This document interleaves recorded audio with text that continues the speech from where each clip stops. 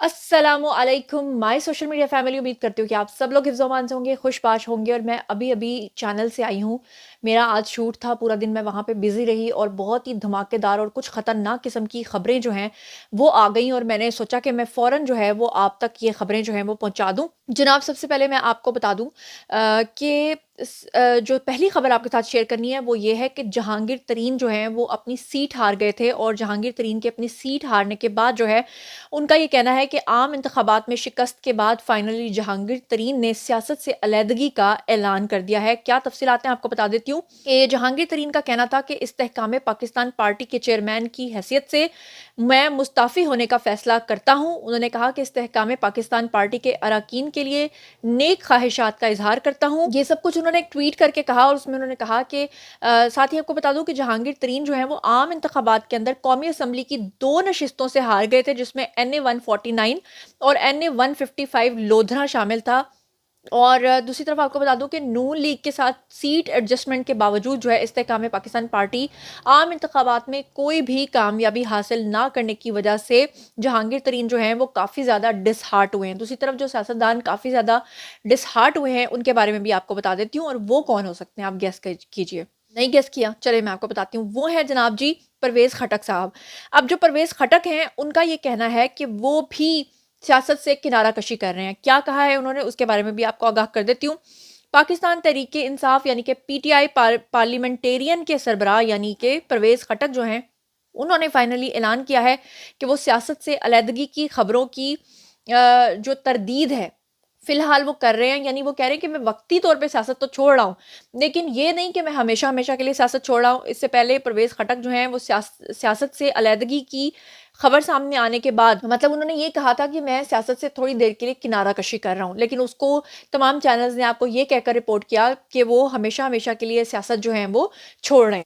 इसके साथ ही मैं आपको ये खबर दे दूं कि जो पीर पगारा हैं उन्होंने एहतजाजन सिंध असम्बली से 2 नशिस्तें छोड़ने का ऐलान कर दिया है और तमाम सियासतदान इस वक्त बहुत ही ज़्यादा डिसहार्ट नज़र आ रहे हैं, क्योंकि जो आपके मुल्क दुश्मनी कर रहा था, जिसने आपसे 50 करोड़ घरों का वादा किया, जिसने आपसे करोड़ों की नौकरियों का वादा किया, घरों का वादा किया, बिजली का वादा किया, जिसने आपको कहा कि बिजली के बिल जला दो, जिसने आपको रियासत की दुश्मनी के ऊपर उकसाया, जिसने 9 मई के वाकयात को कर दिया, जिसने तोशाखाना की घड़ियां चोरी की, जिसने तोशाखाना के हार चोरी किए, जिसने सब कुछ किया, उसके बावजूद लोगों ने अगर उन लोगों को सपोर्ट किया है, या जैसे मैं आपको कहती हूँ कि लतीफ़ खोसा को आप देख लें, तो लतीफ़ खोसा जैसे लोगों को अगर कोई आगे ला सकता है ख्वाजा साद रफ़ीक के मुकाबले में, और वो लतीफ़ खोसा जो जगह जगह डांस करते फिरते हैं, तो फिर उसके बाद तो कोई बात रह नहीं जाती। अच्छा, यहाँ पर एक और खबर आपको बता दूं कि मर्दान से सिक्योरिटी फोर्सेस का ऑपरेशन हुआ है। फायरिंग के तबादले में 2 दहशतगर्दों को हलाक किया गया है। आपको अच्छे तरीके से पता है कि जिस दिन 8 फरवरी था उस दिन भी एक शख्स ने अपने हाथ में खुदकुश हमला बॉम्ब लेकर खुदकुश हमला करने की कोशिश की थी, और आपको याद होगा कि वो बॉम्ब उसके हाथ में ही फट गया था। उसके अलावा आपको पता है कि खैबर पख्तूनख्वा के अंदर कितने हमले करने की कोशिश की गई, लेकिन खुश आइन बात यह है कि इन तमाम चीज़ों से हमारी जो सिक्योरिटी एजेंसीज हैं उन्होंने निमट लिया। आपको ये भी पता है कि इलेक्शन होने से पहले भी मुल्क के अंदर किस तरह के हालात को बर्पा किया गया ताकि इलेक्शन को रोका जा सके। फिर आपने देखा कि किस तरह से बलूचिस्तान से हमला किया गया, ईरान से हमला किया गया, किस तरह से हमारे लोगों को शहीद किया गया, लेकिन उसके बावजूद अल्लाह का लाख लाख शुक्र है कि हमारी जो सिक्योरिटी एजेंसीज हैं वो हैं तो हमारा अल्लाह के बाद पाकिस्तान है, क्योंकि अल्लाह के बाद अगर कोई हमारा मददगार है पाकिस्तान के अंदर तो वो हमारी सिक्योरिटी एजेंसीज ही हैं। अब ये फिर से मर्दान के अंदर वाकया पेश आया है जहाँ पे सिक्योरिटी फोर्सेस के ऑपरेशन के दौरान जो है फायरिंग के तबादले में दहशतगर्द जो हैं वो मारे गए। ISPR के मुताबिक सिक्योरिटी फोर्सेस ने ज़िला मर्दान में खुफिया इतलात के ऊपर ऑपरेशन किया। ऑपरेशन के दौरान शदीद फायरिंग का तबादला हुआ जिसमें 2 दहशतगर्द जो हैं वो हलाक हुए। ISPR का कहना था कि हलाक दहशतगर्दों से असलहा, गोला बारूद, धमाका खेज मवाद भी बरामद हुआ, और उन्होंने कहा कि हलाक दहशतगर्द इलाके में दहशतगर्दी की मुतादिद कार्रवाइयों के अंदर मुलविस भी थे, और ISPR के मुताबिक दीगर दहशतगर्दों के खात्मे के लिए भी क्लियरेंस ऑपरेशन जो है वो इस वक्त तक जो है वो जारी है। इसके अलावा जो आपको बड़ी खबर दे दूं वो सबसे आज की बड़ी खबर है, और वो बड़ी खबर ये है कि मैंने आपको बहुत अरसा पहले ये खबर दे दी थी। शुक्र अल्लाह का कि हमारी गवर्नमेंट को भी इस चीज़ का ख्याल आया है, और हमारे जो निगरान वजीर आला हैं उन्होंने भी ये बात कर दी है, लेकिन हम आपको ये बात पिछले साल से बता रहे हैं, और ये पिछले 2 महीने से बात जोर पकड़े हुई थी, और वो ये थी कि जनाब पीटीआई दोबारा से 9 मई के वाकयात को करवाने के लिए पुरअज़्म है। और मैं आपको आने वाले व्लॉग्स के अंदर, क्योंकि ये तो लाइव जा रहा है, मैं आने वाले व्लॉग्स के अंदर आपको सबूत दूंगी जहां पीटीआई जो है वो ये बात की प्लानिंग कर रही थी कि जितने भी आज़ाद उम्मीदवार हैं अगर वो किसी और पार्टी में शामिल होते हैं तो उनको कत्ल किया जाए। और अब आप ये देखिए कि सानेहा 9 मई को दोबारा करवाने में पीटीआई ने अपना अहम किरदार अदा कर दिया है और प्लानिंग करते हुए ये पकड़े गए हैं। हुआ क्या है मैं आपको उसके बारे में बताती हूँ, लेकिन पहले जरा ये खबर सुन लीजिए कि NA-57 से आज़ाद उम्मीदवार और साबिक रुकने असम्बली चौधरी अदनान के ऊपर कातलाना हमला हुआ और उसके बाद उनको शहीद कर दिया गया। क्या सारा मामला है जरा ये सुनिए।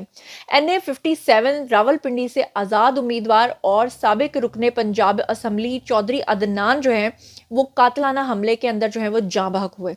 पुलिस के मुताबिक उन्होंने बताया है कि चौधरी अदनान पे पुलिस लाइंस का जो इलाका है वहां पर चौक के अंदर मोटरसाइकिल सवारों ने फायरिंग की, जिसके नतीजे में वो गोलियां लगने की वजह से जाँ बहक हुए। वाकये के अंदर मकतूल अदनान चौधरी का ड्राइवर शदीद जख्मी हुआ। पुलिस ने बताया कि चौधरी अदनान का जो डिस्ट्रिक्ट हेडक्वार्टर का जो हॉस्पिटल था वहां पर उनको अस्पताल के अंदर मुंतकिल कर दिया गया। और पिंडी पुलिस के मुताबिक इब्तदाई तहकीकात में ये वाकया जाती दुश्मनी का शाखसाना भी हो सकता है और ये भी हो सकता है कि वो क्योंकि आज़ाद उम्मीदवार थे और हो सकता है कि अगर वो अपनी लॉयल्टी को चेंज कर रहे थे या वो अपनी पार्टी को चेंज कर रहे थे तो इस वजह से इस तरह के आज़ाद उम्मीदवार को कत्ल करके ये पैगाम दिया गया है। और इससे पहले भी मैं आपको बता चुकी हूँ कि पार्टी जो है ये पीटीआई की ये इस तरह की प्लानिंग्स करते हुए पकड़े गए हैं। मुझे पता है कि बहुत सारे लोग कहेंगे कि इसका सबूत दिखाओ, तो क्योंकि ये एडिटेड वीडियो नहीं है तो नेक्स्ट वीडियो में मैं आपको उसका सबूत भी दिखाऊंगी।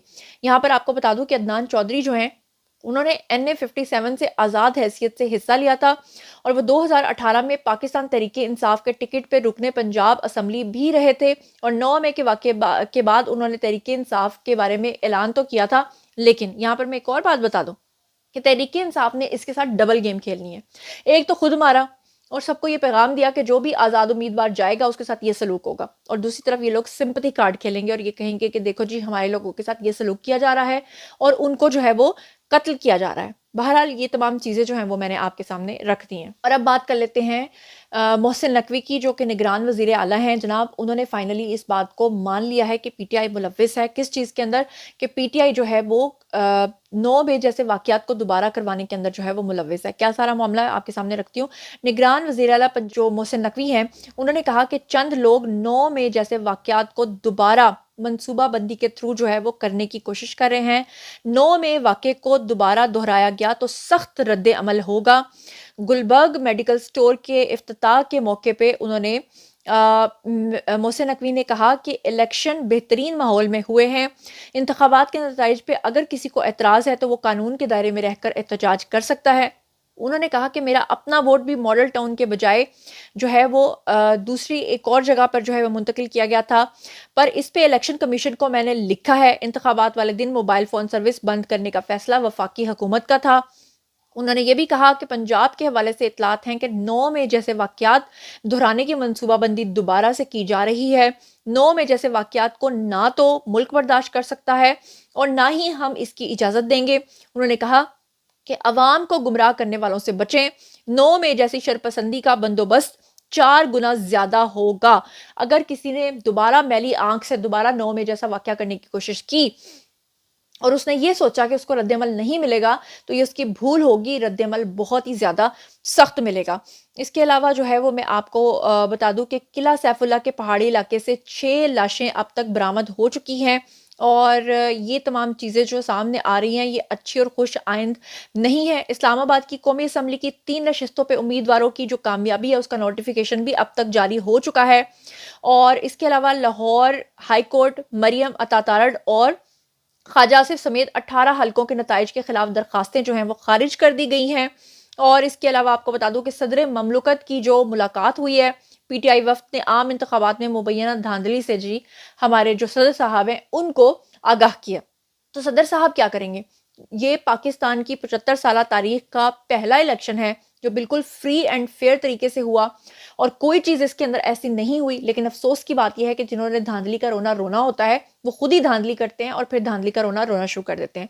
यहाँ पर मैं आपको बताती चलूँ कि अली अमीन गंडापुर जो हैं उनके घर में जो है वो सफ़े मातम बिछ गई है। क्या मामला हुआ है? दरअसल उनके वालिद जो हैं वो इंतकाल कर गए हैं। इन्ना लिल्लाहि व इन्ना इलैहि राजिऊन।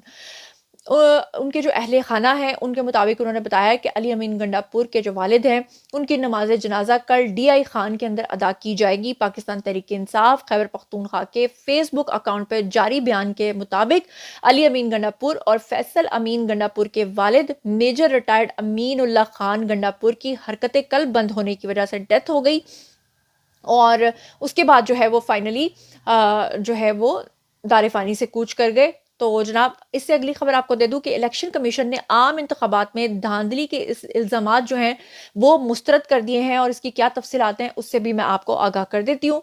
तर्जुमान इलेक्शन कमीशन के मुताबिक उन्होंने कहा कि इंतखाबात के इनेकाद से पहले और इंतखाबी अमल के दौरान इलेक्शन कमीशन को बेपनाह चैलेंजेस जो हैं वो दरपेश थे। बलोचिस्तान और खैबर पख्तूनख्वा में दहशतगर्दी के वाक़यात ने इंतखाबात के इनेकाद को एक चैलेंज बना दिया। ऐसी सूरत हाल में इंतखाबी अमल और बिलखसूस नताइज की तेज़ी के लिए इंसानी जानों को खतरात में झोंकते हुए पूरी इंतखाबी अमल को सबूताज करने का खतरा मौजूद था। उन्होंने कहा कि इसके तदारुक के लिए तरजीही इकदाम किए गए और सिक्योरिटी इदारों के मशवरे पर वफाकी हुकूमत ने मोबाइल फ़ोन सर्विस जो है वो बंद की।